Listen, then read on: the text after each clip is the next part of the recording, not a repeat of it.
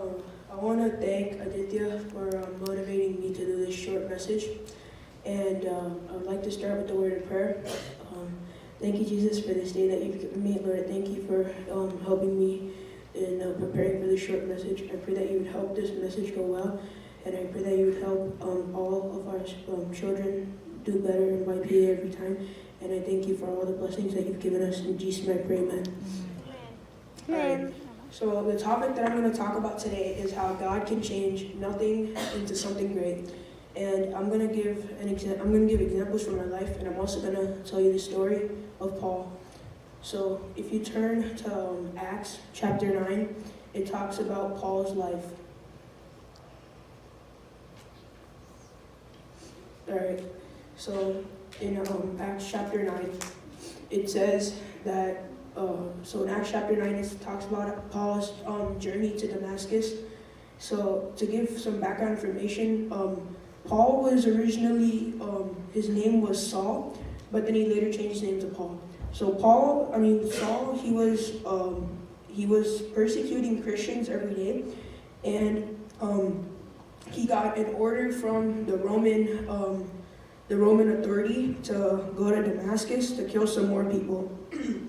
So on his way to Damascus, there was a light that struck him, and in Acts chapter 9, verse 4, it says, "Then he fell to the ground and heard a voice saying to him, 'Saul, Saul, why are you persecuting me?'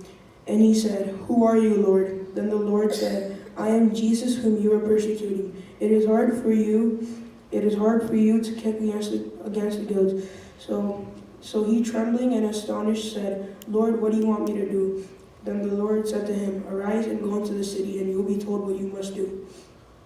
After this talk with God, Saul was blinded, and he later went to the city of Damascus as God told him.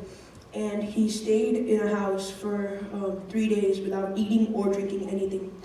And during the 3-day span, there's a man named Ananias who God had chosen. And God was giving him visions saying that Paul was in this house and to go and pray for Saul. So Ananias, he was scared because he had heard, and he told God that, "I have heard that this man has been killing Christians."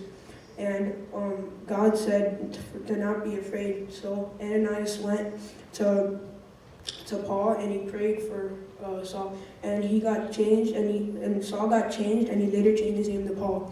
So Saul was a really bad man who was persecuting Christians, but Saul was a chosen man of God, and since God chose him, he could make a big change in Christianity's history.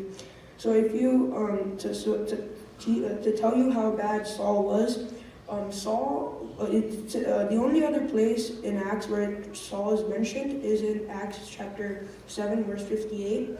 It says, "And they cast him out of the city and stoned him, and the witnesses laid down their clothes at the feet of a young man named Saul." So when the people were stoning Stephen, one of the first martyr for God, that Saul was actually at the place witnessing the event.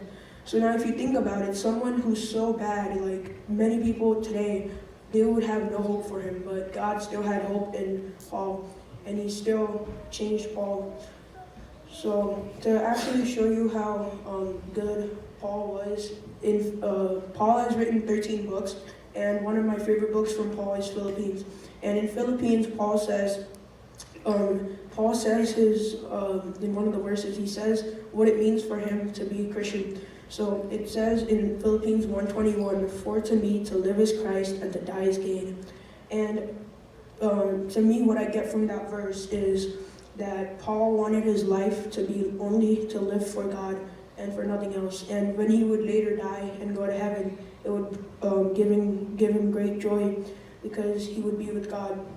So Saul was a very I already told you how bad he was, but then he's now later changed. And in Paul's final days, in the prison, his final epistle is 2 Timothy. If you turn to 2 Timothy 4:6, it says, "For I am already being poured out like a drink offering, and the time of my departure is at hand. I have fought the good fight, I have finished the race, I have kept the faith. Finally there is laid up for me the crown of righteousness, which the Lord, the righteous judge, will give to me on that day, and not only to me, but also to all those who have loved his appearing." So that's how godly Paul was, because even when he's dying, he has such good hope. And yeah, that's why I want to give an example of Paul. So the reason I chose this topic was because I believe that God can make a change in my life, also other individuals. So I want to give some testimonies from my own life that can relate to this topic.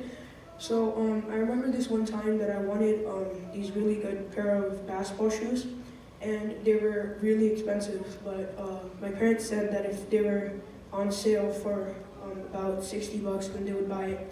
So I prayed that night, and the next day we go to try to see if we can get those shoes. And those shoes, the only shoes in my size they had, those were $60, and all the other sizes were like 110. So I want to thank God for that. And I have another, I actually witnessed a miracle through God at one of my children camps when I was in Florida. So what happened was, there was this one my friend who actually hurt his toe really bad, and he was at this one point where he felt like quitting the camp just to go home. So that same night we had prayer, and while we were it was just worship and then just praying. Normally it was not like that. It was worship and then the word, but just that night it was worship and then just continuously pray. So we were all praying for Zachariah. His name was Zachariah, and we called him Zach. So we're all praying for Zach, and in the next 2 or 3 hours he was healed. And he was in such a bad state before that he had to have crutches. So that is another miracle I've seen in my life, and yeah, that's just something that motivates me every day.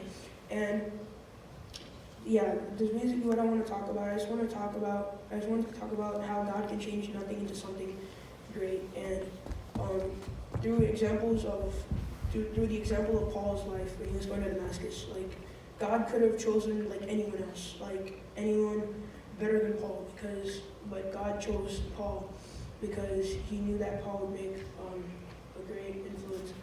So yeah, thank you for listening.